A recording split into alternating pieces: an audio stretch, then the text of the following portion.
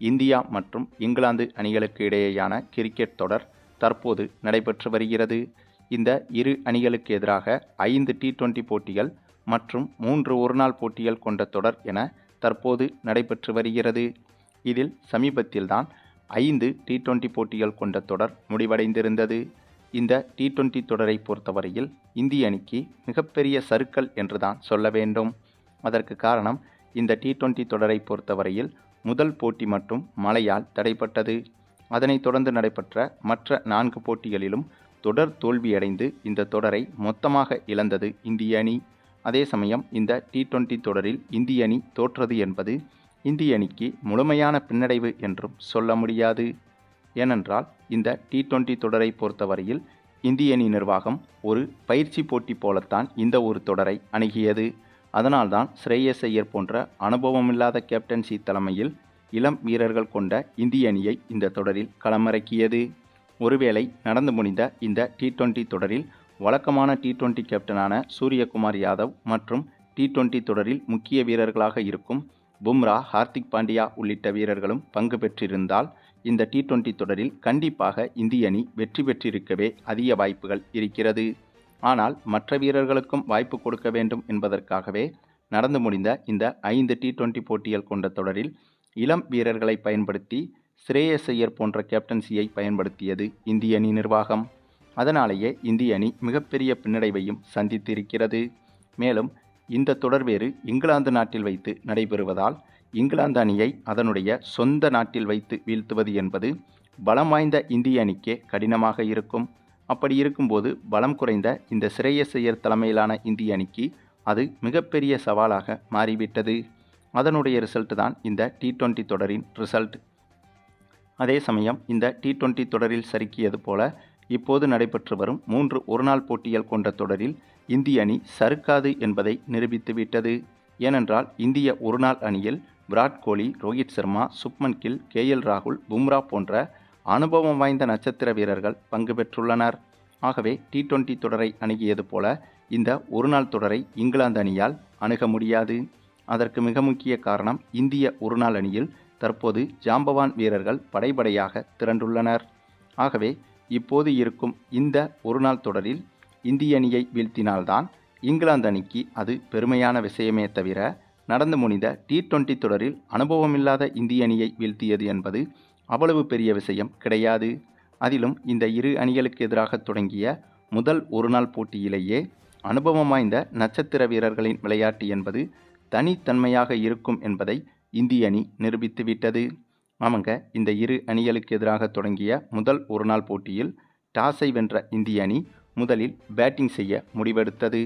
அதனைத் தொடர்ந்து பேட்டிங் செய்ய களமிறங்கிய இந்திய அணியை பொறுத்தவரையில் ஓப்பனிங்கில் சுப்மன் கில்லும் ரோஹித் சர்மாவும் களமிறங்கினார்கள். இதில் சுப்மன் கில் 23 ரன்கள் எடுத்திருந்த போது இவரது விக்கெட்டை இழந்திருந்தார். அதனைத் தொடர்ந்து ஒன்டவுனாக விராட் கோலி களமிறங்கினார். அப்போது விராட் கோலியும் ரோஹித் சர்மாவும் சேர்ந்து வெறித்தனமான பேட்டிங்கை வெளிப்படுத்தினார்கள். இவர்களின் ஆட்டம் என்பது பழைய ரோஹித் சர்மாவும் விராட் கோலியும் சேர்ந்து நின்று விளையாடுவது போலவே இருந்தது. அந்தளவிற்கு அதிரடியில் பின்னி பெடலெடுத்தனர். அதுவும் ஒரு கட்டத்தில் இந்த போட்டியில் விராட் கோலி வெறும் 31 பந்தில் அரை சதம் எடுத்திருந்தார். அதனைத் தொடர்ந்து ரோஹித் சர்மா 40 பந்துகளில் அரை சதம் எடுத்திருந்தார். அந்தளவுக்கு ஒரு T20 போட்டி போலவே இந்த ஒருநாள் போட்டியை இந்திய அணி அணுகியது. அது மட்டுமில்லாமல் இந்த இருவரின் இந்த ஒரு பேட்டிங்கை பார்க்கும்போது ஏதோ ஒருநாள் தொடரை கைப்பற்ற வேண்டும் என்ற எண்ணத்தோடு மட்டும் பேட்டிங் செய்வது போல தெரியவில்லை. நடந்து முடிந்த T20 தொடரில் இந்திய அணி அடைந்த தோல்விக்கு முழுக்க முழுக்க பழிதீர்க்கும் விதமாகவும் இந்த போட்டி அமைய வேண்டும் என்பதைப் போலத்தான் இவர்களின் ஆட்டம் என்பது வெளிப்பட்டது. ஏனென்றால் இவர்கள் எதிர்கொள்ளும் ஒவ்வொரு பந்தையுமே அடித்து ஆட மட்டுமே முயற்சி செய்தனர். T20 போட்டியில் எப்படி விளையாடுவார்களோ அதே போல இந்த ஒருநாள் போட்டியை அணுகியிருந்தனர் இந்த இருவரும். ஆகவே அதிலிருந்தே தெரிந்துவிட்டது, கண்டிப்பாக இந்த போட்டியில் மிகப்பெரிய சம்பவம் காத்திருக்கிறது என்று.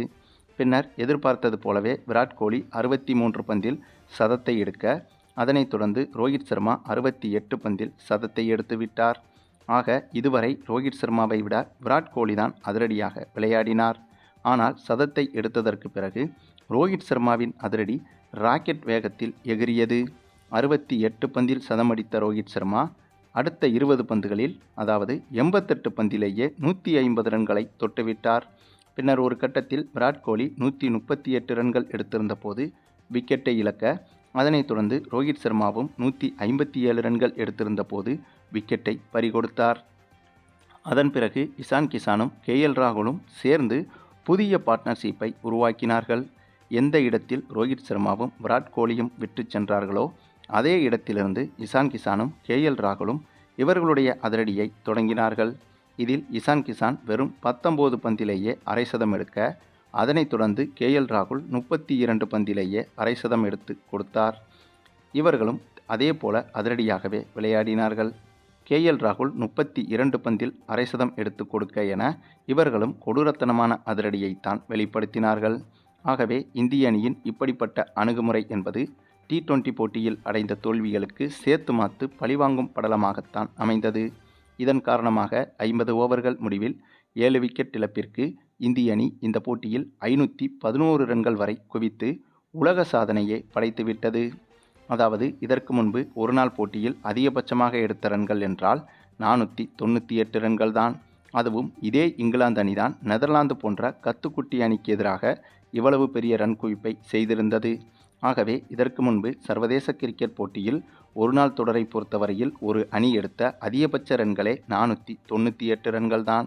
ஆனால் இப்போது இந்த ஒரு போட்டியில் இந்திய அணி எடுத்த 511 ரன்கள் என்பது நம்பர் 1 உலக சாதனையாக மாறியிருக்கிறது.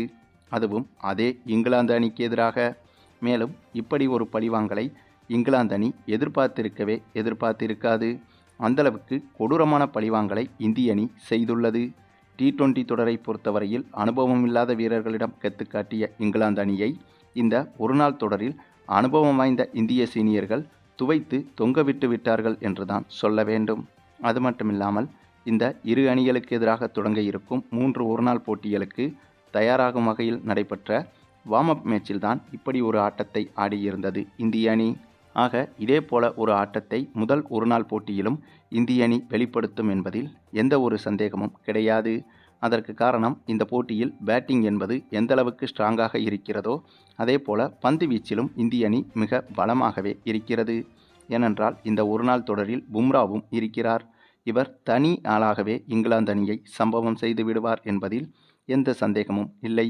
ஆகவே நடந்து முடிந்த T20 தொடரில் இந்திய அணி அடைந்த தோல்விக்கு இந்த ஒருநாள் தொடரில் இந்திய அணி இங்கிலாந்து அணியை கொடூரமாக பழிதீர்க்கப் போகிறது என்பதற்கு இந்த ஒரு வார்ம் அப் மேட்சே உதாரணம்.